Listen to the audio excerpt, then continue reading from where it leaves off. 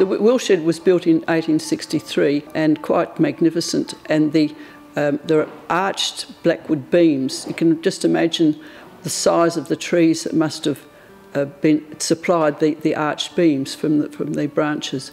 The construction of the building used local stone, mainly limestone, and there's a quarry across the road from which it was probably sourced, and sandstone from the area too.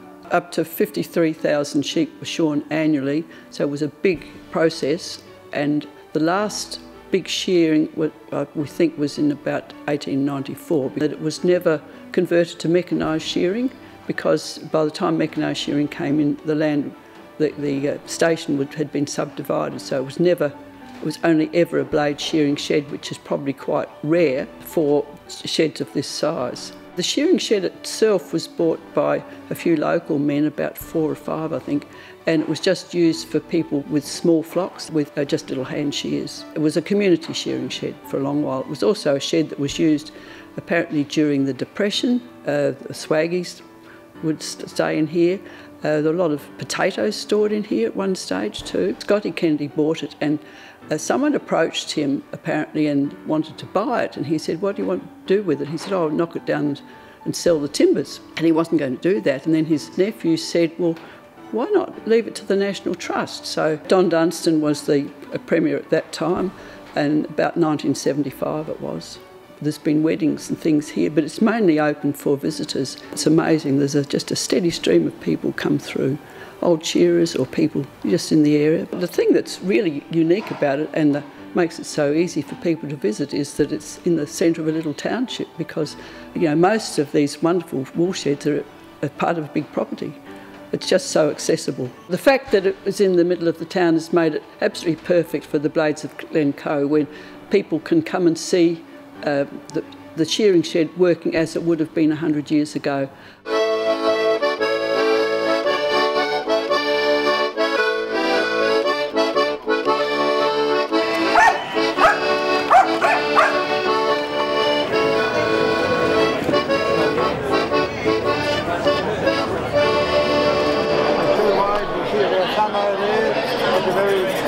Snipping action, a bit on your muscle.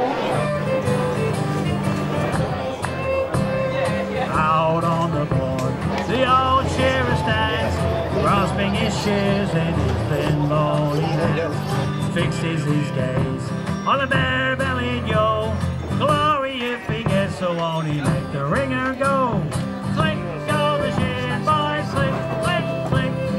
Wide is his blow and his hands move quick. The ringer looks around and he's beaten by a blow. Curses the old snagger with his bare-bellied yo. It's just a great opportunity for up-and-coming blade shearers to have a chance to come and celebrate the shed. So you put your blades in, turn it up and then cut. And that way you'll never cut the skin under the legs.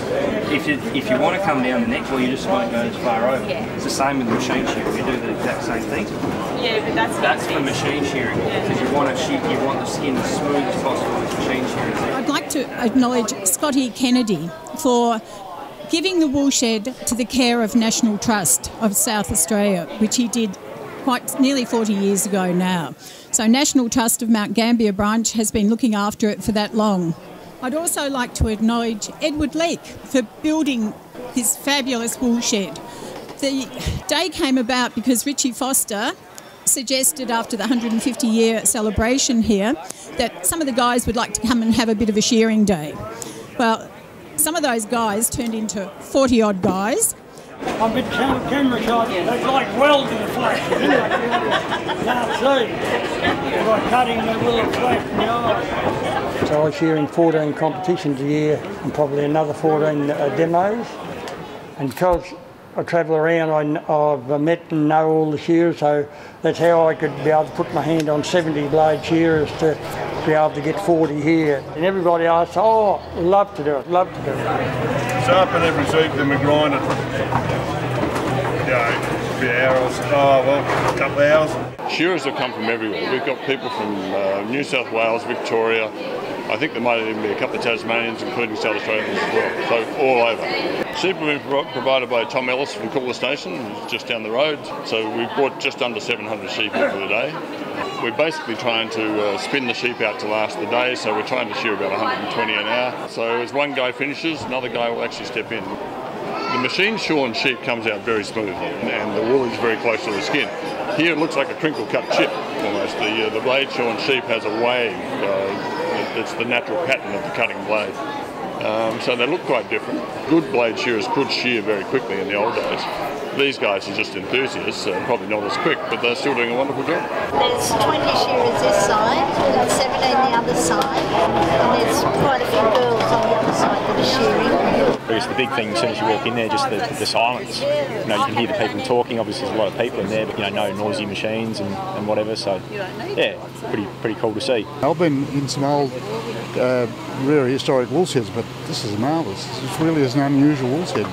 And I'm surprised today the amount of young people that are having a go at it. It's great because it is a real art. You drive past it a fair bit and you see what it used to be, and now you come in here and it's all it's former glory. It's good, and it's good to see everyone turn up and see it. It's almost cathedral-like in its construction. It's probably a testament to its construction, the fact that we can actually turn a mob of sheep in here 150 years after it's built and shear them.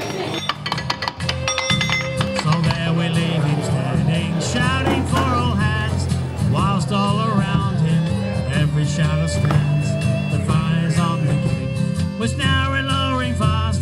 He works hard, he drinks hard, and he goes to hell at last. Click go the shears, boys, click, click, click. Wide is his blow and his hands move quick. The ringer looks around, he's beaten by a blow. Curses the old snagger with the bare-bellied Joe. Click go the shears, boys, click, click, click. Wide is his blow and his hands move quick. The ringer looks around, he's beaten by a blow. Curses the old snagger with the bare-bellied Joe.